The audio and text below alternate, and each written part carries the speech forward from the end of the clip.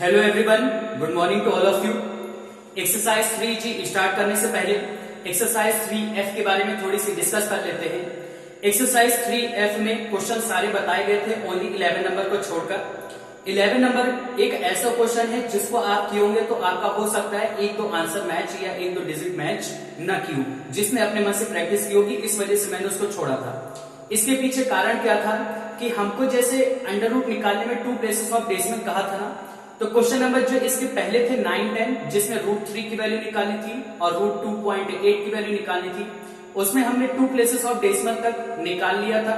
हालांकि मैंने √3 के लिए मैं 3 प्लेसेस ऑफ डेसिमल तक ले गया था, लेकिन इसमें जो क्वेश्चन नंबर 11 है इसमें 0.9 का अगर 2 प्लेसेस ऑफ डेसिमल तक आंसर निकालते हैं तो आंसर हमारा मैच नहीं करता। क्यों? क्योंकि देखिए जैसे मैंने इसको पहले से निकाल दिया है, कैलकुलेशन में टाइम लगता है, इस वजह से मैंने इसको पहले से सॉल्व कर रखा है। हालांकि अंडर रूट आप निकाल लेंगे तो इसमें आपको ये थोड़ा सा स्टेप बढ़ा देना पड़ेगा ताकि आपका हर एक आंसर मैच करने लगे। तो हल्का सा छोटा सा करेक्शन आप कर लीजिएगा कि क्वेश्चन नंबर जो 9, 10, 11 है, जब 2 प्लेसेस ऑफ डेसिमल तक कहा जाए तो आपको 3 प्लेसेस ऑफ डेसिमल तक निकालना है और फिर उसके बाद उसका राउंड ऑफ कर देना। राउंड ऑफ कैसे करना है देखिए, जैसे कि क्वेश्चन नंबर आप फिर से √3 वाला ले लीजिए, उसका अंडर रूट आपका आया था अगर 3 प्लेसेस ऑफ डेसिमल तक जब हमने निकाला था 1.732 इतना आया था। अब इसका जो राउंड ऑफ करेंगे वो 2 प्लेसेस ऑफ डेसिमल तक करना है, मतलब कि उसके बाद जितनी नंबर लिखी है उसको हमको नहीं लेना है। तो हम इसका नियरेस्ट निकालेंगे। तो नियरेस्ट में आपने पढ़ा हुआ है कि जो संख्या हमको नियरेस्ट निकालनी है उसको हमको कंपेयर करना पड़ता है, ठीक। तो यहाँ पर 1 डिजिट है, इसको 5 से कंपेयर करेंगे। ये किससे छोटा है? 5 से छोटा है, तो इसके लेफ्ट प्लेस में कोई भी संख्या कोई भी इंक्रीज नहीं होगी, तो फिर इसका तब आंसर 1.73 आ जाता है। यही केस 2.8 में भी रहता है, उसमें भी कोई भी लेफ्ट साइड में संख्या नहीं बढ़ रही होती है। जबकि जब हम √9 का अगर निकालने जाते हैं तब हम लोगों का केस चेंज हो जाता है। क्या चेंज होता है कि हमारा आंसर जो आता है 0.948 आता है। इसकी वजह से जब हम इसको 5 से कंपेयर करते हैं तो ये बड़ा होता है और इसकी वजह से जो इसके लेफ्ट साइड में नंबर रहती है वो क्या हो जाती है? इंक्रीज हो जाती है और फिर उसकी जगह क्या आ जाता है? 0, और बाकी सब 0 हो जाते हैं। इस वजह से इसका राउंड ऑफ करके फिर उसके बाद जो आंसर है वो 0.95 तब मैच करता है। तो इतना छोटा सा स्टेप आपको बढ़ा देना चाहिए ताकि आपका लास्ट डिजिट जो है वो भी मिस ना हो पाए। नहीं तो आंसर ये भी बिल्कुल सही है और ये भी बिल्कुल सही है, बस दोनों में हल्का सा 0.1% का ही थोड़ा बहुत डिफरेंस होगा। तो आगे सबको समझ में आइए, एक बार इसका रूट में निकालना बता देता हूं फिर से। जैसे यहाँ पर पॉइंट था, पॉइंट के बाद 9 लिखा था, मैंने बताया था पॉइंट के बाद हमको लेफ्ट टू राइट पेयर बनाते हैं। तो यहाँ पर मैंने इस तरह से जीरोस बढ़ाए कि इसमें 3 नंबर ऑफ पेयर्स बन जाए। तो यहाँ पर मुझको फिर 5 0 बढ़ाना पड़ा, तभी 3 पेयर बनेंगे 90, फिर 00 00। 0 को वैसे ही काट दिया, 90 उतार दिया, 9 9 जा 81 ले लिया, फिर 9 में 9 को प्लस कर दिया, 18 आ गया। यहाँ पर फिर 4 ले लिया, 4 बार में गया, फिर 4 को प्लस कर दिया। यहाँ पर फिर मैंने किससे चेक किया? 9 से पहले चेक किया था। 9 से चेक करने पर क्या आ रहा था? ये 16,000 से ज्यादा आ रहा था। तो फिर मैंने 8 से चेक किया, 8 में बिल्कुल सही आ गया। तो इसके बाद फिर इतना रिमाइंडर आ गया। हालांकि इसके बाद भी आप निकालते जाएंगे तो आंसर आपका और बड़ा होता जाएगा। तो आपको बस इतना ध्यान रखना है कि अगर 2 प्लेसेस ऑफ डेसिमल तक कहे तो आपको 3 प्लेसेस ऑफ डेसिमल तक का निकाल के फिर राउंड ऑफ कर देना। आगे सबको अब क्लियर हो गया? ये वाला मैंने इस वजह से नहीं बताया था ताकि आप लोग प्रैक्टिस करें, और अगर प्रैक्टिस करेंगे तो ये वाला डाउट क्लियर होता, नहीं तो फिर यही चीज भूल जाया करते हैं। अब आइए एक्सरसाइज 3G की ओर चलते हैं। एक्सरसाइज 3G में कल एक तो क्वेश्चन बता दिया था, काफी हद तक समझ में आ गया होगा। और जो लास्ट वाला क्वेश्चन था क्वेश्चन नंबर 12 जिसका आंसर 6.8 आ रहा था, इसी की तरह का कुछ इसमें भी क्वेश्चन है। तो अगर आपने उसको अच्छे से समझ लिया होगा तो आपकी 3G एक्सरसाइज भी अच्छी तरह से समझ में आ जाएगी। तो आइए एक्सरसाइज 3G में डायरेक्ट क्वेश्चन नंबर 5 से। क्वेश्चन नंबर 5 टफ है, मतलब कि अलग है। एक बार मैं बता दूंगा तो आपको हो सकता है आ जाए। 3 राइट 13/36 इसका रूट निकालना बताया था, कल भी बताया था। जिसने प्रैक्टिस की होगी उसका तो आ भी गया होगा। पहली बात है मिक्स्ड फ्रैक्शन में लिखा है रूट के अंदर, इसको कभी रूट में हम लोग इसका परफेक्ट स्क्वायर या रूट नहीं निकाल सकते। तो तो पहले इसको इम्प्रॉपर में चेंज करेंगे, तो इम्प्रॉपर में चेंज करेंगे कितना आएगा 36 से 3 जा 108, 108 में 13 जोड़ा तो कितना आ गया 121 अपॉन 36। आगे इतना इम्प्रॉपर में चेंज हो गया 36 से इसमें मल्टीप्लाई किया 3 6 18 3 3 9 110 108 108 में 13 प्लस के 121 इतना आ गया।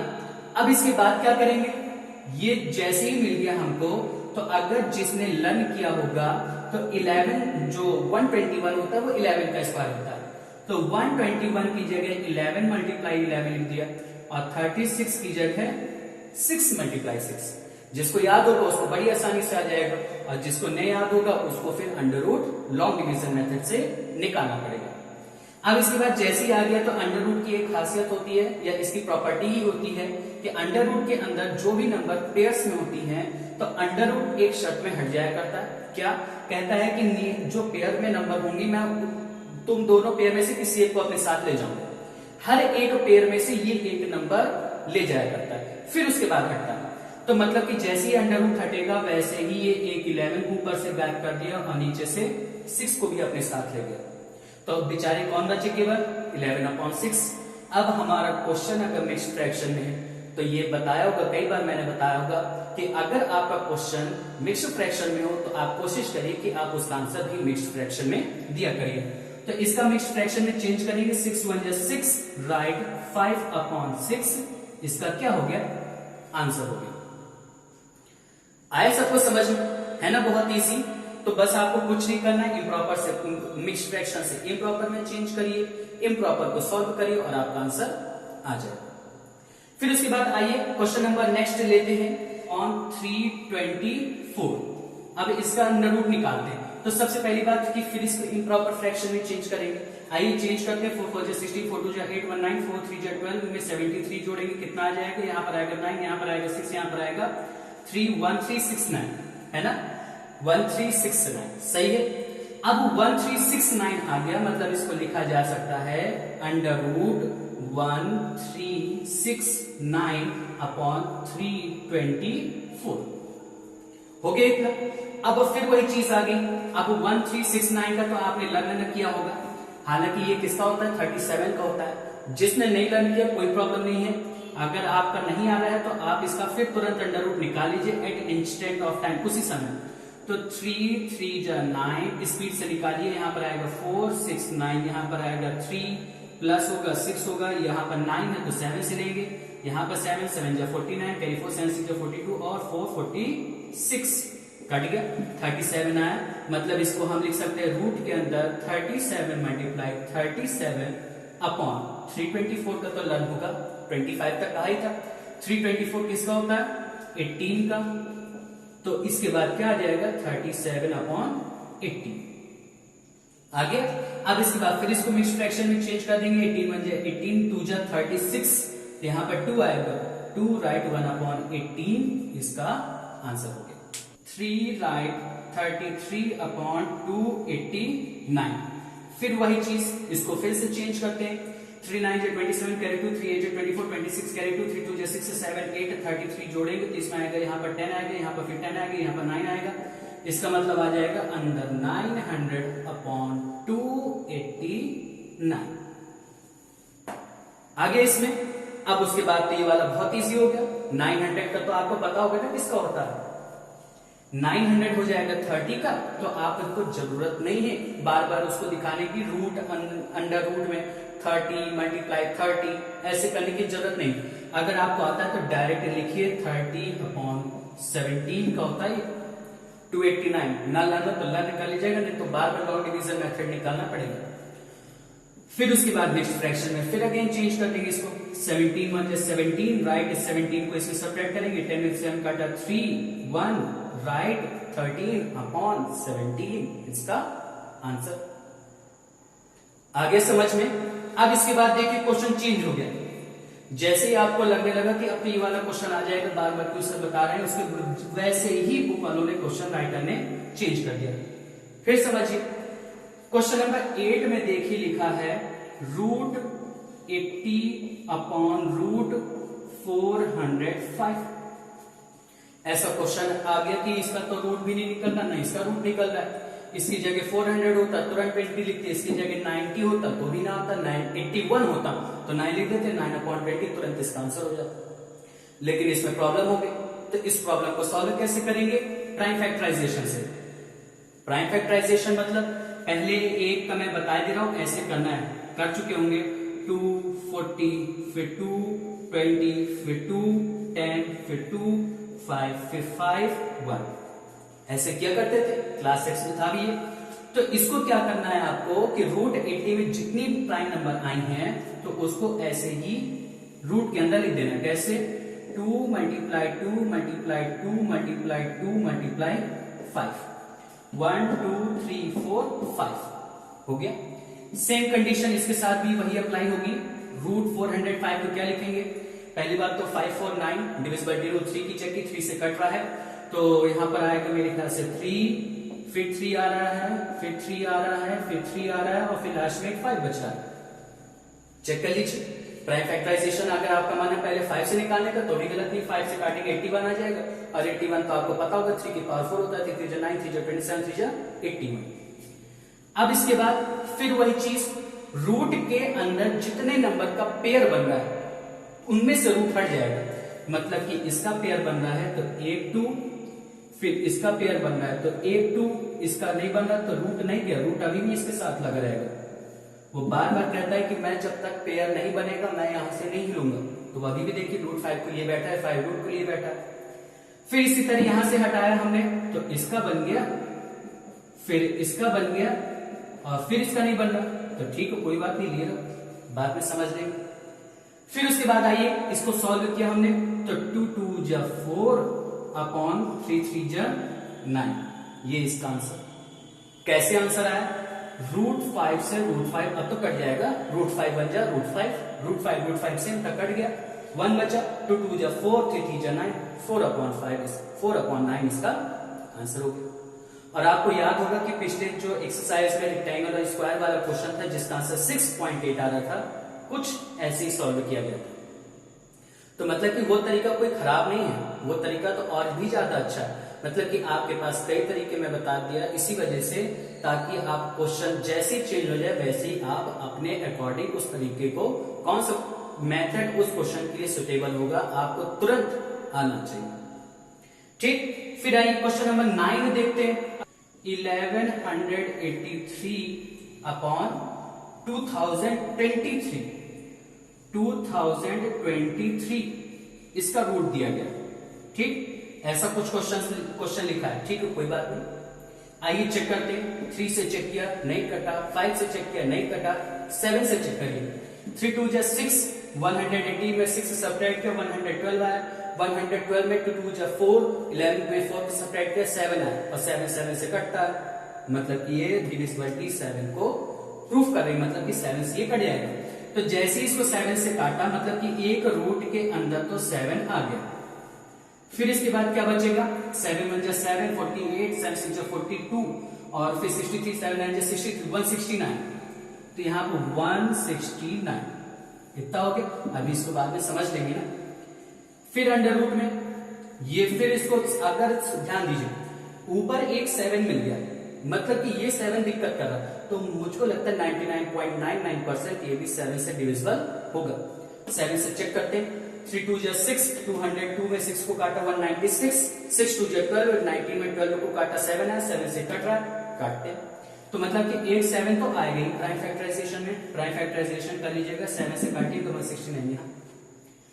क्या आएगा यहाँ पर? 7 2 जा 14, 82, 7 7 49, 7 2 जा 14, 62, 7 8 जा 56, और यहाँ पर 56 और 62, तो 63, 7 9 जा 63, 289 इतना है। चेक कर लीजिएगा। फिर उसके बाद आइए इसको सॉल्व करते हैं। तो पहली बात तो ये रूट के अंदर 169 है, किससे कटेगा? जिसको लर्न होगा उसी को पता चला होगा। 13 मल्टीप्लाई 13, ये 13 का स्क्वायर लिखा है। फिर इसी तरह से नीचे 7 बचा है, 289 किससे कटेगा? जिसको लर्न होगा उसको केवल पता चलेगा। आगे समझ में। इसी तरह से 3 6 1 ओनली 19 से कटता है, ये जिसको लर्न होगा केवल उसको पता चलेगा। मतलब कि आपको कुछ न कुछ ऐसे जो रूट वाले हैं, जो प्राइम नंबर के स्क्वायर है, वो लर्न होने चाहिए। जैसे कि 17 का, 13 का, 19 का, 23 का, 31 का, 37 का, इस तरह के कुछ न कुछ छोटे छोटे जो अंडर रूट हैं, जो स्क्वायर है, परफेक्ट स्क्वायर है, वो थोड़ा बहुत लर्न कर लेना चाहिए आपको। फिर वही चीज, रूट के अंदर केवल 13 का पेयर था तो वो बाहर आया, रूट 7 बच गया। रूट के अंदर 17 का पेयर था, वो बाहर आया, रूट 7 बच गया। रूट 7 कट गया, जो बचा वही बच गया और वही आंसर हो गया। तो 13/17 इसका आंसर। ठीक, आगे सब कुछ समझ में। अब उसके बाद आइए लास्ट क्वेश्चन इसका देख लेते हैं। रूट 98 मल्टीप्लाई रूट, जब भी कभी ऐसा क्वेश्चन आ जाए, फिर देखिए ये परफेक्ट स्क्वायर नहीं है, 98 100 के पास है, 100 खुद स्क्वायर होता है, तो कैसे परफेक्ट स्क्वायर इतने पास होगा। इसके पास कौन सा परफेक्ट स्क्वायर है, 121 169, कोई नहीं, 169 144 144 169, 12 और 13 का होता है, बीच में किसी का नहीं, मतलब कि किसी का परफेक्ट स्क्वायर नहीं है। प्राइम फैक्टराइजेशन कर दीजिए। तो रूट 98 का प्राइम फैक्टराइजेशन करेंगे, क्या लिखा जाएगा, 2 मल्टीप्लाई टू 4 जाए, 2 9 जाए 18 7 7, ये आ रहा है। फिर इसी तरह इसका किया, 2 से कट रहा है, 2 8 16 81, तो 3 3 3 3, इतना आ गया। फिर रूट के अंदर जिसका पेयर था वो बाहर आया, रूट के अंदर जिसका नहीं था वो बचा रहा। फिर रूट के अंदर जिसका पेयर था वो बाहर आया, और रूट के अंदर जिसका नहीं था वो बचा रहा, इसका पेयर बन रहा था, तो इसमें से एक, इसमें से एक, और ये जिसका पेयर बन गया है बिना रूट के हैं उसको आपस में मल्टीप्लाई कर दीजिए, 3 3 9 7 63 मल्टीप्लाई, और root 2 multiply root 2 is equal to क्या होगा, 2 होगा कि नहीं होगा। क्यों, क्योंकि इसको कैसे लिख सकते हैं, रूट के अंदर 2 multiply 2, root 2 into root 2 is equal to root के अंदर 2 मल्टीप्लाई 2, फिर पेयर बन गया। अब रूट बच गया, अब रूट कह रहा है अब ठीक है, अब ले जाओ 2 को, ले लिया हमने, तो 2 3 जा 6, 2 6 जा 12, 126 इसका आंसर हो गया। आगे सबको समझ में, तो एक्सरसाइज अच्छी लगी, अच्छा लगा पढ़ने में, तो आप इसी तरह से अपनी पूरी फेयर कॉपी कंप्लीट कर लीजिए। फिर भी मेरी कोशिश रहेगी जितना अच्छे से अच्छा हो सकेगा मैं समझाऊंगा, बाकी आप लोग पढ़ते जाइए, करते जाइए, और जो ना आए आप पूछ लिया करिए।